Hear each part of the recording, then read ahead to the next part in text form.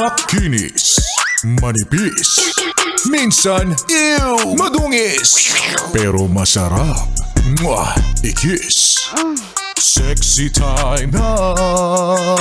Sexy Mega!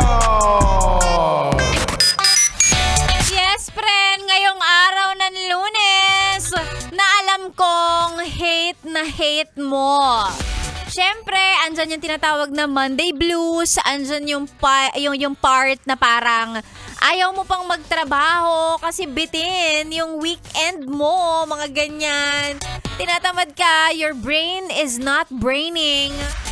Kaya ayaw mo ng Monday. Alam mo, ang masasabi ko lang sa'yo, be matured enough. Dapat hindi lang Monday ang hinihate mo, gawin mo ng buong linggo. Mula Monday to Friday na agad, ganon. May favorite ka, Monday lang yung ayaw mo. Samantalang mula Monday hanggang Friday naman, parang pare-pareho naman kami ng nakikitang output sa'yo.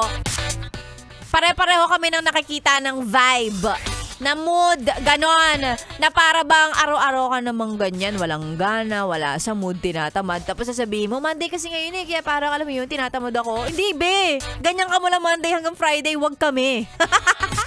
Ay nako, magandang araw, magandang umaga. It's June 30. Ang huling araw ng buwan ng Hulyo. Ay mali, Hunyo pala. June. Pwede na nating sabihin na nakakalahati na tayo ng taong 2025. Legit. Nakakalahati na kasi tapos na yung first 6 months. Can you believe it? Wow, English. Diba? Parang, Di ba parang kailan lang kumakain tayo ng tira-tirang macaroni salad tsaka fruit salad? Tapos eto na naman. Kalahati na tayo. At pag titingnan mo ang kalendaryo, 2 more months to go. September na yun. Burn months na ulit yan. Diba? Ang bilis ng mga araw. Hindi mo talaga namamalayan. Hindi ko alam kung ako lang ba to, pero ganun din ba yung sa'yo? Parang dumadaan lang. Ganon. Lumilipas lang. Walang pagbabago. Walang pag-asenso. Chares! Walang pag-asenso. Meron naman. May improvement naman. Yes, friend. Kahit papano. Ikaw laging yung pangit kasi nakikita. Ay, nako. Pero let's all be grateful, diba? Thankful tayo dyan. Thankful tayo, patapos na o nakatapos na yung kalahati ng taon. Grateful tayo na Monday, we are alive and kicking. Kahati ang sandamakmak na tao sa air na hinihinga natin ngayong araw ng Monday. May trabaho ka? Napapakinggan mo ko? Hindi ba enough yan para maging grateful ka? Ngumiti ka na! Pangit ka na nga, nakasimangot ka palagi. Ano yan? Diba? Wag ganon.